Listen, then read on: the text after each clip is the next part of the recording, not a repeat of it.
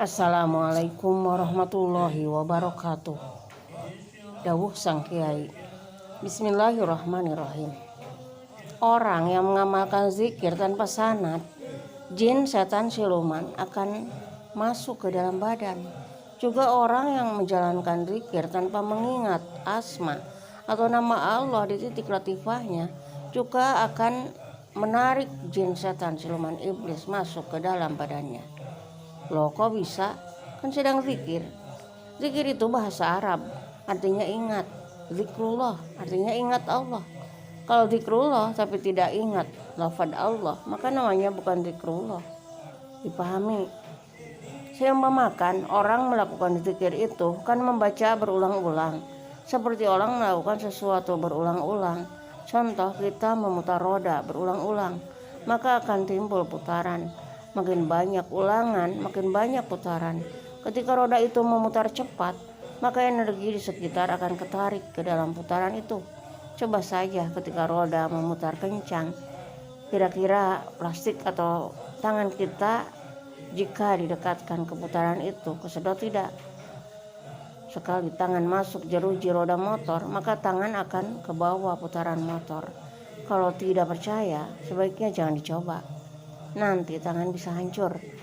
Nah, ketika kita zikir berulang-ulang di putaran makin kencang, energi di sekitar akan ketarik ke dalam badan kita. Yang kelihatannya diam, sebenarnya sedang mengulang zikir.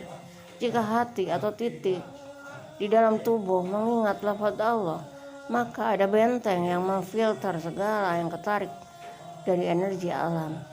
Entah energi udara, air, matahari, bulan, angin, jin, setan, siluman, iblis.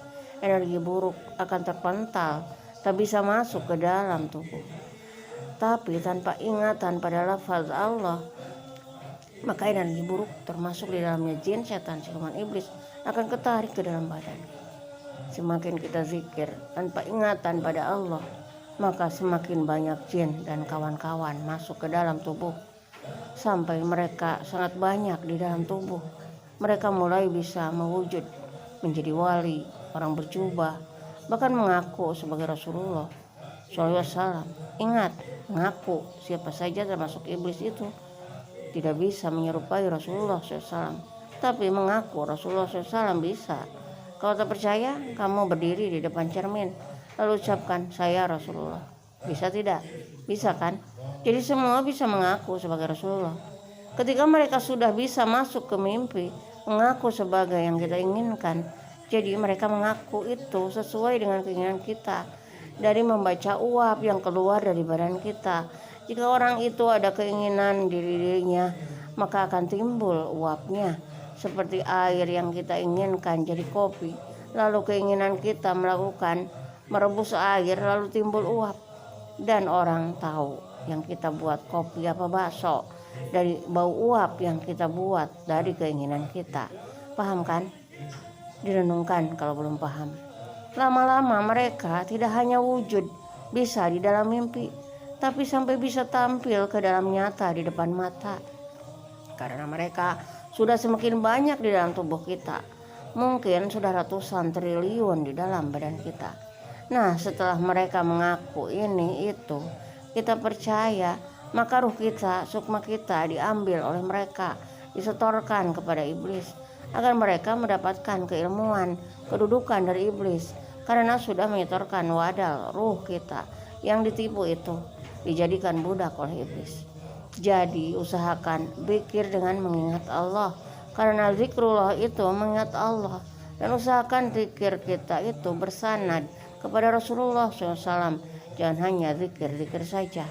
Saya mengingatkan ini, menulis ini, bukan saya iri dengki dengan zikir yang kalian lakukan, tapi saya sayang jika orang-orang muslim itu ditipu iblis dan jadi budaknya.